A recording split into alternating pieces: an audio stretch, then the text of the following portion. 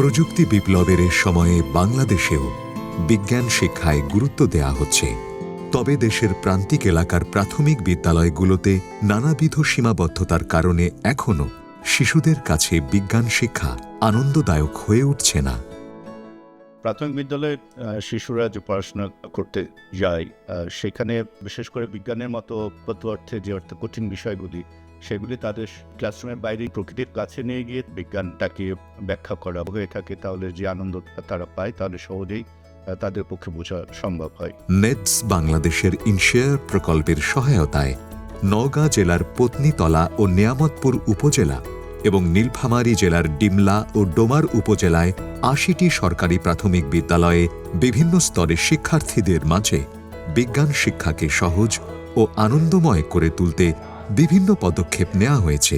বিজ্ঞান শিক্ষাটাকে শিশুদের ভিতরে জনপ্রিয় করে তোলার অভিপ্রায় থেকেই আমরা এই প্রকল্পে এই কাজটি অন্তর্ভুক্ত করেছিলাম। এটা খুব ভালো একটি প্রভাব শিশুদের মধ্যে আমরা দেখতে পাচ্ছি।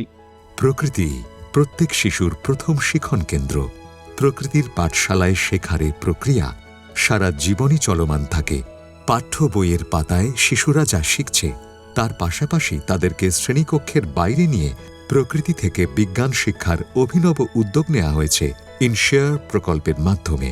আমরা যেটা দেখলাম যে এখানে ক্লাসে যে আলোচনাগুলো হলো, মাঠে গিয়ে আবার সেগুলোকে তারা চিহ্নিত করলো, মানে হাতে কলমে যেটা শেখা। নতুন এই শিখন পদ্ধতিতে শিশুদের নতুন অভিজ্ঞতার দ্বার খুলে গিয়েছে।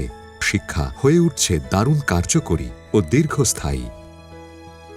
আমরা অতীতে ক্লাস নিয়েছি, বাচ্চারা যে মনোযোগী ছিল তার চেয়ে এভাবে হাতে কলমে যখন শেখানো হয় বাচ্চারা অনেক মনোযোগী থাকে এবং তারা আনন্দ পায়।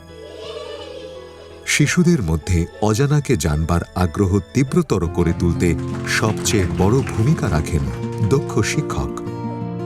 ইনশেয়ার প্রকল্পের সহায়তায় বিদ্যালয়গুলোতে সরবরাহকৃত শিখন উপকরণগুলো ব্যবহার করে শিক্ষকগণ শিক্ষার্থীগণকে হাতে কলমে বিজ্ঞান শিক্ষা দিয়ে থাকেন।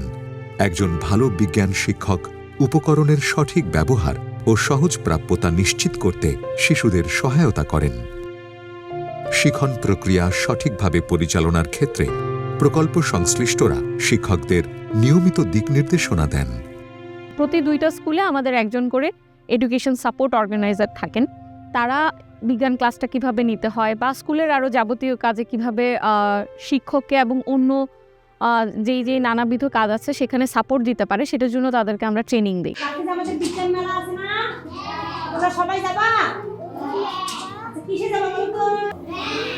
প্রকল্পভুক্ত ৮০টি প্রাথমিক বিদ্যালয়ে প্রতি বছর একবার আনন্দমুখর পরিবেশে আন্তঃশ্রেণী বিজ্ঞান মেলার আয়োজন করা হয়। সকাল থেকেই শুরু হয়ে যায় মেলার প্রস্তুতি। প্রকৃতি থেকে অর্জিত জ্ঞান আর সহজলব্ধ উপকরণ ব্যবহার করে ক্ষুদে বিজ্ঞানীরা তাদের উদ্ভাবন সকলের সামনে উন্মুক্ত করতে উন্মুখ হয়ে থাকে। সময় গড়াতেই গ্রামীণ বিদ্যালয়গুলোতে শিক্ষার্থী, শিক্ষক আর অভিভাবকদের উপস্থিতিতে মেলা যেন উৎসবের রূপ নেয়। বিজ্ঞান প্রকল্প বাছাই করার ক্ষেত্রে শিক্ষার্থীদের রুচি ও ভালো লাগাকে গুরুত্ব দেয়া হয়।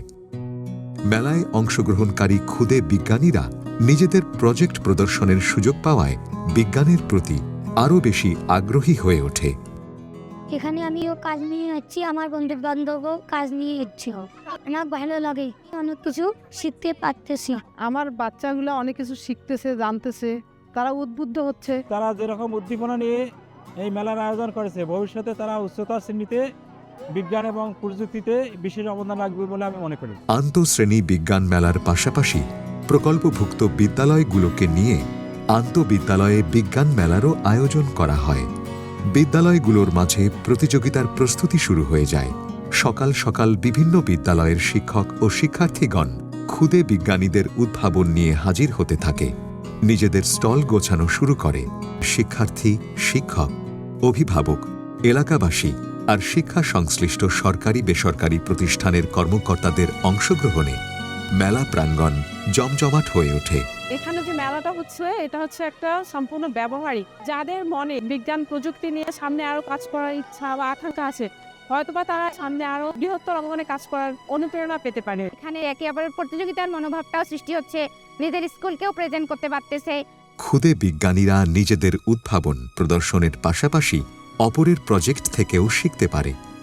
এতে শিশুদের মাঝে বিজ্ঞানের প্রতি আগ্রহ বাড়ার পাশাপাশি প্রতিযোগিতার মানসিকতাও তৈরি হয়।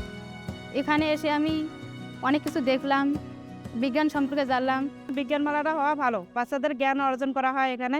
আমি বিজ্ঞান মেলার এখানে অনেক কিছু বুঝতে পারলাম, শুনতে পারলাম। বিজ্ঞানের প্রতি আমার এখন আগ্রহ খুব বাড়লো। ইনশিয়ার প্রকল্পের আন্তঃবিদ্যালয় বিজ্ঞান মেলা ও প্রতিযোগিতার আয়োজনে সরকারি শিক্ষা অফিস সার্বিক সহযোগিতা করে। প্রায় 10টি স্কুল এখানে অংশগ্রহণ করছে এবং শিক্ষার্থীরা কে কোন প্রকল্প নিয়ে আছে সেই প্রকল্প সম্পর্কে তারা বিস্তারিত বলতেছে। খুবই সুন্দর লাগছে। আমি যেহেতু এই বিজ্ঞান মেলাটা দেখলাম এবং আর অত্যন্ত ভালো লাগলো। বিজ্ঞান বিষয়টা আমাদের শিক্ষার্থীদের মাঝে ছড়িয়ে পড়তেছে এবং যে পরীক্ষা নিরীক্ষা সমূহ আছে তারা খুব ভালো করে উপভোগ করেছে, আনন্দ পেয়েছে। শ্রেণীকক্ষের বাইরে প্রকৃতি থেকে বিজ্ঞান শিক্ষা শুধুমাত্র একটি পদ্ধতি নয়, এটি ভবিষ্যৎ প্রজন্মকে প্রকৃতি, বিজ্ঞান ও জীবনের সাথে এক গভীর বন্ধনে আবদ্ধ করার উদ্যোগ। প্রকৃতির পাঠশালায় বিজ্ঞান শিক্ষার চর্চা সারা দেশের শিশু শিক্ষার্থীদের মাঝে ছড়িয়ে দিতে পারলে বাংলাদেশের শিক্ষা ব্যবস্থার নবযাত্রা শুরু হতে পারে।